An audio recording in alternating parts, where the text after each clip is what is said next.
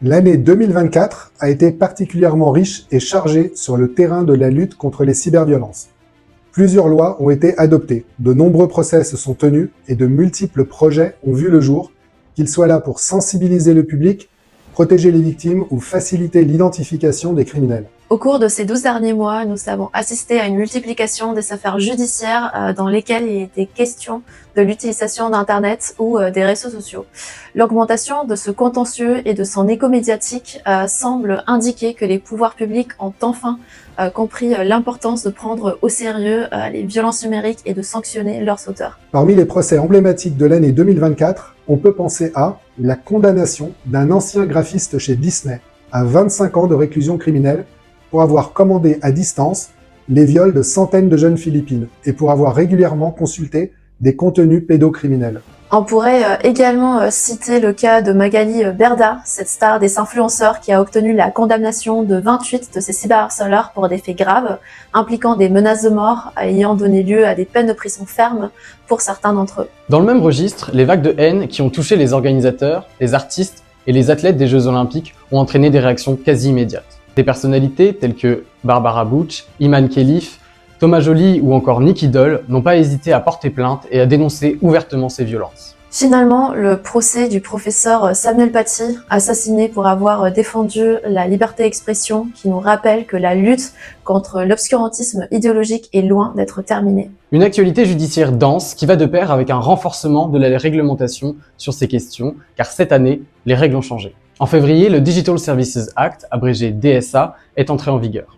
C'est un règlement européen qui pose les grands principes de la régulation du numérique à l'échelle de l'Union européenne.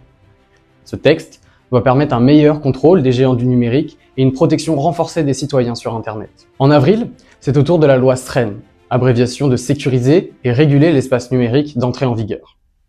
Cette loi, votée au Parlement français, va encore plus loin sur ces questions et aggrave notamment les peines encourues par les cyberharceleurs et les sites qui diffusent des contenus pédocriminels.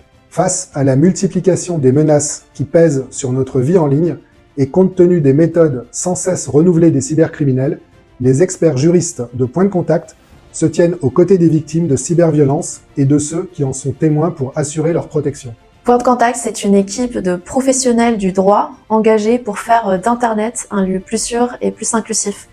Nous luttons quotidiennement contre la pédocriminalité, les discours de haine, le terrorisme et les extrémismes violents, mais aussi les violences sexuelles et les atteintes à la dignité et à l'identité en ligne.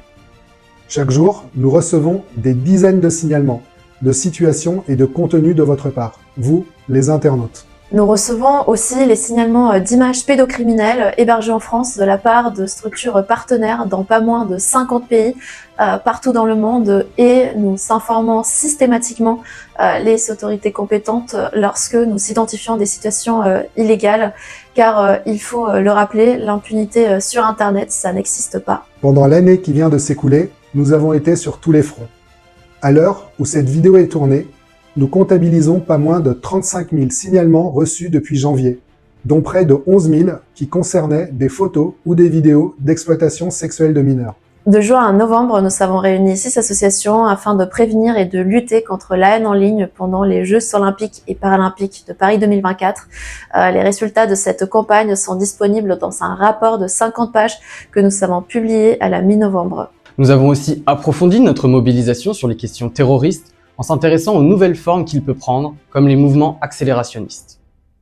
Cet engagement est d'autant plus important que le Conseil de l'Europe considère que le terrorisme d'extrême droite est la menace qui connaît la plus grande progression dans de nombreux pays européens. Notre expertise au sujet des phénomènes cybercriminels a été sollicitée aussi bien par le monde médiatique que par le monde scientifique. Et nous avons à cœur de continuer à diffuser les messages que nous portons. Bref, si on vous parle de tout ça, c'est parce que nous avons besoin de soutien pour mener à bien toutes nos activités et nous développer encore davantage. Traiter des signalements, s'équiper de matériel performant, documenter la cybercriminalité, cela a un coût. Malgré tout, Point de Contact reste une association qui offre des services gratuits avec pour seule boussole la protection des victimes de cyberviolence et sans jamais rechercher le profit. En cette fin d'année, Point de Contact bénéficie du soutien financier de ses membres, de la Commission européenne, de la DILCRA et du ministère de la Solidarité, de l'Autonomie et de l'Égalité femmes-hommes. Ces soutiens sont essentiels pour nous, car sans eux, nous n'existerions tout simplement pas. Mais faire exister une structure associative indépendante comme la nôtre, cela implique de devoir sans cesse partir à la recherche de nouveaux financements qui permettront de garantir la pérennité de notre activité.